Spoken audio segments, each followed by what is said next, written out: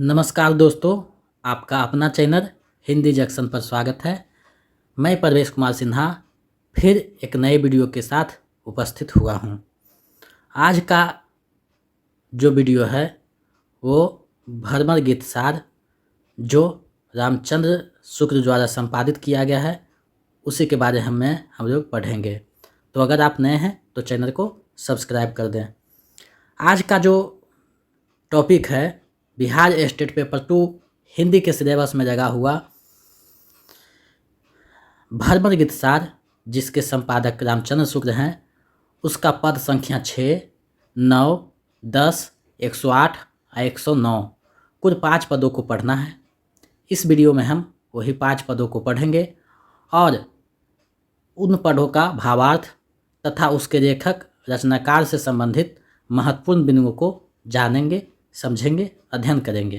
क्योंकि सूरदास जो है भक्ति काल के कवि में जो है महान स्थान रखते हैं, प्रसिद्ध हैं भक्ति कालीन कवि में। तो इनका जो है पूरा काव्य जो है परीक्षा की दृष्टि से महत्वपूर्ण हो जाता है। तो हम उससे जुड़े बहुत जानकारियाँ देंगे ताकि परीक्षा में कोई भी प्रश्न पूछे तो उससे छूटे नहीं। तो चलिए हम लोग देखते हैं आज के टॉपिक को। आप यहाँ देख पा रहे हैं सूरदास से संबंधित जो है महत्वपूर्ण बिंदु दिया गया है। तो सबसे पहले हम देखते हैं पहला बिंदु। सूरदास का जन्म 1474 ईस्वी, कहीं कहीं 78 दे देता है, आप देख लीजिएगा इसको। 1474 ईस्वी रुकनता गांव में हुआ था। डॉक्टर नगेंद्र और गणपति चंद्र जो हैं 200 वैष्णव की वार्ता और 84 वैष्णव की वार्ता साहित्य के अनुसार उनका जन्म सीही में हुआ था मानते हैं और यही सर्वमान्य है। तो 1478 या 1474 जो रहेगा आप इसको मार दीजिएगा, दोनों में से एक। लेकिन ज़्यादा जो है 1478 1474 दोनों जो है माना गया, लेकिन 1478 रहेगा तो आप इसको क्यों फॉलो कीजिएगा। दूसरा बिंदु है सूरदास का निधन 583 ईस्वी में गोवर्धन मंडी के निकट पारसौरी मथुरा में हुआ था। सूरदास और तुलसीदास की यही भेंट हुई थी, यानी कि वही जो मंदिर है वहाँ सूरदास और तुलसीदास का भेंट हुई थी। गुरु वल्लभाचार्य ने 509 से 10 ईस्वी में पुष्टि मार्ग की दीक्षा दी थी, यानी जो है गुरु वल्लभाचार्य से इनका जो भेंट होता है तो 1509-10 में पुष्टि मार्ग की दीक्षा दी थी। अब जो है इससे संबंधित नेक्स्ट बिंदु को देखते हैं। तो यहाँ देख रहे हैं सूरदास के उपनाम से संबंधित बिंदु है। तो इन्हें जो है पुष्टि मार्ग का जहाज भी कहा जाता है जो विठलनाथ ने कहा था। भक्ति का समुद्र कहा जाता है जो वल्लभाचार्य और नाभादास दोनों ने कहा था। खंजन नयन इसे जो है अमृतलाल नागर ने कहा था। वत्सल रस का सम्राट जो है रामचंद्र शुक्ल ने कहा था। जीवनोत्सव का कवि आचार्य रामचंद्र शुक्ल ने कहा था। हिंदी साहित्य के आकाश का सूरज भिखारीदास ने कहा था। भिखारीदास ने एक दोहा लिखा है, सूर्य सूर्य तुलसी शशि उर्गन के सबदास, आपके कवि खदियोत सम तहाँ जहाँ तहाँ करत प्रकाश। तो ये जो है सूरदास से संबंधित पंक्ति उन्होंने रचना की है। कुछ विद्वान के अनुसार सूरदास जो है जन्मांध थे, कुछ के अनुसार बाद में अंधे हुए। नेक्स्ट बिंदु को देखते हैं। जन्मांध मानने वाले विद्वान वार्ता साहित्य 200 वैष्णव जो 52 वैष्णव का वार्ता है, 84 वैष्णव के बाद उसमें मिश्रबंधु, भक्तमार, नाभादास, आचार्य रामचंद्र और डॉक्टर रामविलास शर्मा हैं जो मानते थे कि ये जन्मांध थे। और जो है बाद में मानते थे जन्मांध के बाद जो अंधा होने वाले में हजारी प्रसाद द्विवेदी मानते हैं, नामवर सिंह, प्रियादास, मोतीलाल मोनारिया, नंदूलाल वाजपेयी, ये सब मानते हैं कि ये जो है जन्म के बाद जो है अंधा हुए थे। तो ये सारे जो बिंदु है इनसे संबंधित है। ये अष्टछाप के कवियों में से भी एक हैं, ये अष्टछाप के कवि में से एक है अष्टछाप एक हैं। नेक्स्ट बिंदु देखते हैं सूरदास की रचनाएं कौन कौन सी हैं। तो नागरी प्रचारणी सभा काशी के अनुसार इनकी 24 रचनाएं हैं। पीताम्बर दत्त बरथवार के अनुसार 12 रचनाएं हैं। आचार्य रामचंद्र शुक्ल के अनुसार इनकी रचनाओं की संख्या 9 है। आचार्य हजारी प्रसाद द्विवेदी के अनुसार रचनाओं की संख्या 7 है। वर्तमान में इनकी जो उपलब्ध रचनाएं हैं 3 है। पंडित दीनदयाल गुप्त ने इनकी रचनाओं की संख्या 25 मानी है। पंडित दीनदयाल गुप्त ने इनकी रचना कृष्ण भक्ति सागर है, इसमें 116 कृष्ण भक्ति कवियों का उल्लेख है।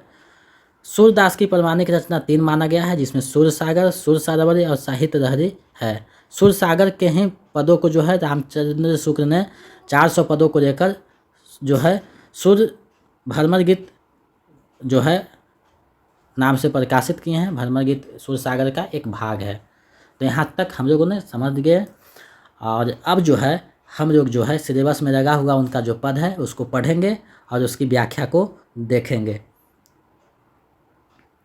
तो सबसे पहला जो पद है राग सारंग जो है में लिखा गया है, तो उसको हम लोग पढ़ते और समझते हैं।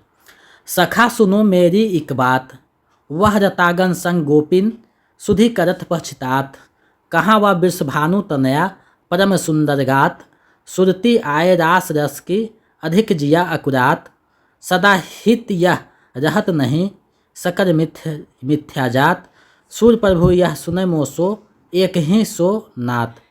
यहाँ देख रहे हैं राग शैली में जो लिखा गया है, यानी कि सूरदास को जो है रागों का बहुत अच्छी जानकारी थी, क्योंकि जो है कौन सा राग में किस पद को लिखे हैं उसका जो है नाम वहाँ दिए हैं, तो इससे जो है स्पष्ट होता है। अब इसका जो है हम लोग व्याख्या देखते हैं कि कहना क्या चाह रहा है। हे सखा, उद्धव मेरी एक बात सुनो। यानी कृष्ण जो जब है मथुरा चले जाते हैं तो वृंदावन जो है उसको भूल जाते हैं, तो उसी में जो है अपने उद्धव से कहते हैं कि हे सखा सुनो मेरी एक बात, जब मैं ब्रज की उन रताओं को याद करता हूँ, उन रताओं के साथ गोपियों का सामंजस्य होने के कारण गोपियों को याद करता हूँ, तो बहुत पछताता हूँ।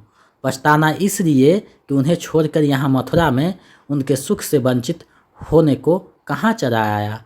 फिर यहाँ पर परम सुंदर शरीर, वही वृषभानु की पुत्री राधा कहाँ है। जिस समय रास के आनंद की याद आती है तो मन और भी अधिक व्याकुल होता है। इसीलिए कहा गया है, सब रस को निरायस रास रस कहिए सोई। कृष्ण की ये बातें सुनकर उद्धव कहते हैं, संसार के ये संबंध नहीं रहते, संसार में ये संबंध नहीं रहते। इस संसार में सब वस्तु जो है मिथ्या है, केवल एक ब्रह्म ही सत्य है। सूरदास कहते हैं कि उद्धव भी श्री कृष्ण को समझाते हैं कि आप मुझसे यह सिद्धांत समझ लो कि केवल एक परमेश्वर से ही नाता रखना चाहिए, आपको गोपी गोप आदि की स्मृति नहीं करना चाहिए, यही मूल है। यहाँ हम लोगों ने देखा कि सूरदास जो है उद्धव के माध्यम से निर्गुण ब्रह्म को स्थापित करना चाहते हैं, लेकिन कृष्ण जो है सगुण ब्रह्म को प्रमुखता से स्थापित करते हैं। तो यही दोनों में संवाद हुआ है। अब नेक्स्ट पद जो है उसको हम लोग पढ़ते हैं। ये जो है राग सारंग में लिखा गया है। पथिक संदेशो कहियो जाए, आबेंगे हम दोनों भैया, मैया जाने अकुराए, याको बिरगु बहुत हम मान्यो, जो कही पठियो धाय, कहाँ रहो कृति मानिए तुम्हारी, बड़ो कियो पे प्याय, कहियो जाय नंद बाबा सु, अरु गही पकड़ियो पाए, दोऊ दुखी होन नहीं पावहीं, धुमरी धौरी गाय, यद्यपि मथुरा विभव बहुत है, तुम बिनु कछु न सुहाय, सूरदास ब्रजवासी रोगनी, भेटत हृदय जुराए। यहाँ पे देख रहे हैं कृष्ण जो है उद्धव से कह रहे हैं कि आप जब मथुरा जाइएगा तो जो है माँ को समझाइएगा। व्याख्या हम लोग देखते हैं। श्री कृष्ण जो है उद्धव से कहते हैं कि हे पथिक, ब्रज जाने वाले राहगीर, अगर आप गोपिंज में जाकर यशोदा जी हमारी माता से यह संदेश कह देना कि हम दोनों भाई शीघ्र ही आएंगे, माता तुम व्याकुल ना हो, हमने इस बात का बड़ा बुरा माना है जो आपने हमारे पास यह कहलाकर भेजा था कि मैं तो तुम्हारी पालन पोषण करने वाली दाई के समान हूँ, हम आपके यश का गान कहाँ तक करें।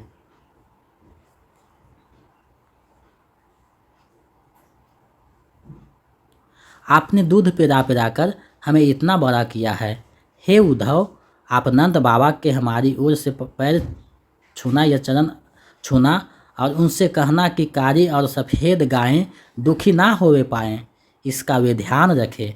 यद्यपि मथुरा में वैभव बहुत है, परंतु तुम्हारे बिना यह वैभव हमें अच्छा नहीं लगता। यहाँ की कोई भी वस्तु हमें नहीं भाती है। सूरदास कहते हैं कि ब्रज के रहने वाले लोगों से मिलकर हृदय प्रसन्न हो जाता है। यहाँ देख रहे हैं सूरदास जो है कृष्ण के माध्यम से उनकी जो गांव से अलग होने की व्यथा है, जन्मभूमि से अलग होने की व्यथा है, उसको दिखाते हैं। वहाँ की जो है तुच्छ समझे जाने वाली गाय, पशु पक्षी और वहाँ के लोगों को भी ये नहीं भूल पा रहे हैं। अगले पद को हम लोग पढ़ेंगे, तीसरा पद जो पढ़ना है। नीको रहियो जसुमती मैया, आवेंगे दिन चारी पाँव में हम हरदर दोहूँ भैया। चारी पाँच में हम हरदर दोहूँ भैया। जा दिन ते हम तुमते बिछुरे, कहूँ नहीं कहियो कन्हैया। कबहूँ पात न कियो करेवा, साँझ न पिन्ही धैया। बंसी बेनु सांबारी रखियो, और अबेर सवेरो।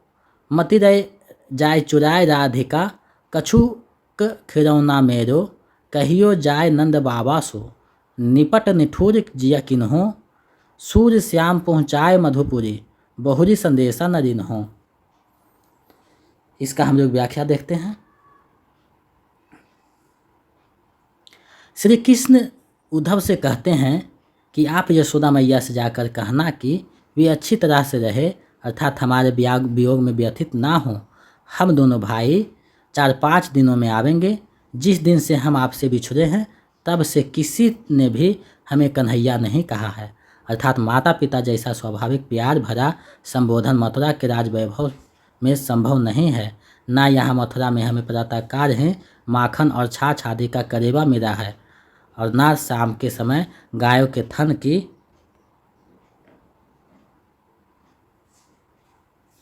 धार से निकलने वाला दूध पिया है। आप मेरी बंसी को संभाल कर रखना, तथा अबेरी सवेरी किसी समय कहीं राधिका आकर मेरा कोई खिलौना ना चुरा ले जाए, इसका भी ध्यान रखना। नंद बाबा से भी जाकर कहना कि आपने तो अपना हृदय बिल्कुल कठोर कर दिया है। सूरदास कहते हैं कि श्री कृष्ण कहने लगे कि नंद बाबा ने हमें मथुरा पहुंचाकर फिर हमारी दी कोई खबर और सुध नहीं दी। यहाँ पे देख रहे हैं कि कबीर ने जो है अपनी बांसुरी का भी जो है चर्चा करते हैं कि कहीं कोई चुरा नहीं दे। राधिका बहुत नटखट हुआ कर शाम सवेरे जो है खिलौने मेरे चुरा लेंगे, उसको बचा कर रखना। अब जो है हम जो है चौथा जो पद है उसको पढ़ेंगे। ये राग धनाश्री में लिखा गया है। उद्धो हम अति निपट अनाथ, जैसे मधु तोरे की माखी। तो हम बिनु ब्रजनाथ, धार अमृत की पीर मुई। हम बार दशा तय जोरी, सोतो बधिक सुफर कसुतरे। गयो अनायस ही तोरी, जब रगी परक पानी मेरती। रही तब रगी गए हरि दूरी। कै निरोध निबेर तिहि अवसर, दय पग रथ की धूरी। सब दिन कर कृपन की संगति, कभू न किन्हो भोग। सूर विधाता रचि रखियो हैं, कुब्जा के मुख जोग। इसका हम लोग जो है देखते हैं व्याख्या क्या है। उद्धव के प्रति कृष्ण कहते हैं कि हे उद्धव, अब हम सब सर्वथा अनाथ हो गई है। यहाँ जो देख रहे हैं गोपियाँ जो है उद्धव जब जो है ब्रज पहुँचे हैं संदेशा लेकर और अपने निर्गुण भक्ति को स्थापित करना चाहते हैं, तो गोपियाँ जो है उनसे कहती है संबोधित करते, अब हम सब सर्वथा अनाथ हो गई। इस समय हम तो कृष्ण के बिना उस मधुमक्खी की भांति तड़प रहे हैं और मारे मारे फिर रहे हैं, जिसका जो है मधु छत्ता तोड़ दिया गया हो। जैसे मधुमक्खियाँ बहुत समय तक मधु का संग्रह कर अपने मधु छत्ते में करती है, उसी प्रकार हम सब भी बचपन से ही श्री कृष्ण के आधार अमृत के आनंद का संग्रह करती रहे और सोचा था कि समय आने पर इस आधार अमृत को ग्रहण करेगी, लेकिन यह सुखद संयोग प्राप्त ना हो सका। हम सब उसके अभाव में मरती रही, क्योंकि उस आधार अमृत रूपी मधु के छत को बहेरियाँ रूपी अक्रूर अचानक तोड़कर उठा ले गए। जब तक हम सब अपनी पलकों का हाथों से मिंजती रही और सोते से जागृत अवस्था में आई, तब तक श्री कृष्ण बहुत दूर निकल चुके थे। हम सब उनके पीछे दौड़कर उन्हें रोकने की बहुत चेष्टा की, लेकिन अक्रूर जी रथ के पहियों की धूल उड़ाते हुए निकल भागे। उनकी धूल में हम श्री कृष्ण को देख ना सकी। अंततः निराश होकर लौट आए। हमने तो सदैव कंजूसों जैसा व्यवहार किया, कभी भी श्री कृष्ण के उस सुख को भोगा नहीं। उसे छिपाती रही और खर्च करने में कतराती रहे, लेकिन भाग्य की बात कौन जानता है। सूर्य के शब्दों में गोपियों का कथन है कि जिस सुख को संग्रह किया, आज ब्रह्मा ने उसे कुब्जा के भाग में रच दिया और वह भोग कुब्जा के उपयुक्त समझा गया। उसकी अधिकारिणी वह बन बैठी। तात्पर्य यह है कि आज श्री कृष्ण के उस मथुरा आधारामृत का पान कुब्जा कर रहे हैं। यहाँ जो है गोपियाँ जो है उद्धव को कहते हैं कि हमने जिसको इतना पाल पोस कर जो है संभाल कर रखा, उसका हम लोग भोग नहीं कर पाए। नेक्स्ट जो पद है उसको हम लोग पढ़ेंगे। ये जो है राग सोरठ में लिखा गया है, इसका हम लोग पढ़ते हैं। उद्धव ब्रज की दशा विचारो, ता पाछे यह सिद्धि अपनी जोग कथा विस्तारो। जेहि कारण पठे नंद नंदन, सो सोचहूँ मन माही। केतिक बीच विरह पर मारत, जानत हो किधो नाही। तुम निर्जात दास जो सखा श्याम के, संतत निकट रहत हो।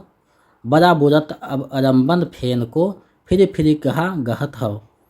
तय अतिरजित मनोहर आनंद, कैसे मन ही विसारो। जोग जुक्ति और मुक्ति विविध, विधि व मुररी पर बारव। जेहि उर बसे श्याम सुंदर, घन क्यों निर्गुण कहीं आवे। सूर्य श्याम सोई भजन बहावे, जाहि दूसरो भावे। यहाँ देख पा रहे हैं कि जो है सूरदास ने बहुत ही सुंदर भावों का चयन किया है। अब हम लोग जो है इसका व्याख्या देखते हैं। गोपियाँ कहती है, उद्धव जी पहले इस ब्रज की दशा पर तो विचार करो, फिर अपनी इस योग कथा जो फिर सिद्धि का विस्तार करना या बखान करना। तुमको माधव ने जिस कारण से हम लोगों के पास भेजा है, उसका मन में विचार करो। विरह व्यथा में और तुम्हारे परमार्थ में कितना अंतर है, यह जानते हो या नहीं। तुम तो परम चतुर हो, श्याम सुंदर के निजी सेवक हो, सदा उसके पास ही रहते हो। जल में डूबते हुए फेन का सहारा लेने के लिए बार बार क्या उपदेश दे रहे हो। हमें परमार्थ रूपी फेन के सहारे बचाना चाहते हो। हम उस अत्यंत ललित मनमोहर मुख कमल को कैसे भूल जाएं। तुम्हारी योग की सारी युक्तियाँ को तथा विविध प्रकार की मुक्तियों को हम उस मोहन की मुरली पर निछावर करती हैं। जिस हृदय में श्याम सुंदर ठसाठस भरे हैं, वहाँ तुम्हारे निर्गुण का प्रवेश कैसे हो सकता है। सूरदास जी के शब्दों में गोपियाँ कहते हैं, उस भजन को निकाल बाहर करो जिसमें श्याम सुंदर के सिवाय कोई दूसरा प्रिय रखता हो। यहाँ जो है सूरदास गोपियों के माध्यम से निर्गुण पर सगुण भक्ति का जो है विजय स्थापित किया है। सगुण भक्ति को श्रेष्ठ बताया है कि जो हम कमल नयन के मुरली पर ये जो है निर्गुण की सारी विद्या कुर्बान कर देंगे, क्योंकि वही हमारे जो है एक नायक हैं। तो हम लोगों ने देखा सूरदास की ये पंक्तियाँ, जिसको टेट के सिलेबस में लगा हुआ है। पाँचों पदों को हमने पढ़ा, उसके भावों को समझा और सूरदास से जो संबंधित महत्वपूर्ण बिंदु था, उनकी रचनाएं, उसको हमने देखा। सूरदास की जो है उपनाम है उसको हमने देखा और सूरदास का जन्म मृत्यु आदि से संबंधित बातों को देखा। तो हमें लगता है कि ये वीडियो आपको परीक्षा की तैयारी में बहुत महत्वपूर्ण भूमिका निभाएगी और कोई भी प्रश्न जो है यहाँ से बनेगा तो निश्चित ही ये वीडियो उसको हल करने में कामयाब होगा। आज का प्रश्न आप लोगों के लिए है, विद्यापति पदावली के संपादक कौन है। विद्यापति पदावली के संपादक कौन है, इसका जवाब आप लोग कमेंट सेक्शन में दीजिएगा ताकि हम समझ सकें कि सिलेबस को आप लोग देखते हैं। और अगर आप इसका PDF पाना चाहते हैं तो हमारे टेलीग्राम चैनल से जुड़ जाइए। वहाँ पे आपको इसका PDF मुहैया करा दिया जाएगा, जिससे आप तैयारी को और बेहतर कर सकते हैं। अगर आप मेरे पिछले वीडियो देखना चाहते हैं तो हमारे चैनल के होम पेज पे जाके वीडियो वाले ऑप्शन में जाकर मनपसंद वीडियो देख सकते हैं और अपनी तैयारी को मजबूत कर सकते हैं। और अगर आप नए हैं तो चैनल को सब्सक्राइब कर दें, दोस्तों में शेयर कर दें, ताकि मैं दुगने उत्साह के साथ आपके समक्ष महत्वपूर्ण जो टॉपिक है उसको लेकर उपस्थित होता रहूं। क्योंकि आप जब हमें सहयोग करते हैं, सब्सक्राइब कर हमें हौसला बढ़ाते हैं, तो हम दुगने उत्साह के साथ मेहनत करते हैं आपके लिए जो है नए नए टॉपिक को खोज कर उसे संग्रहित कर आपके समक्ष प्रस्तुत करते हैं, ताकि आप परीक्षा में आसानी से प्रश्नों को हल कर सकें। 5 से 6 दिनों के बाद जो है प्रैक्टिस टेस्ट सेट मनाया जाएगा सिलेबस के अनुसार, तो आप टेंशन नहीं लीजिए। आपको कहीं कुछ ज़्यादा देखने की ज़रूरत नहीं है, हमारे चैनल से जुड़े रहिए, आपको सिलेबस पूरा हम कंप्लीट करा देंगे। ये मेरा वादा है, क्योंकि हम अब जब शुरुआत किए हैं तो अंत तक पहुंचेंगे और समय सीमा के अंदर ही पहुंचेंगे। 6 तारीख तक लगभग जो है सारे टॉपिक से वीडियो बन जाएगा, फिर जो है ऑब्जेक्टिव अभ्यास प्रश्न पत्र दिया जाएगा। तो आप लोग ऐसे ही हमसे जुड़े रहे हैं। बहुत बहुत धन्यवाद, सहयोग बनाए रखें।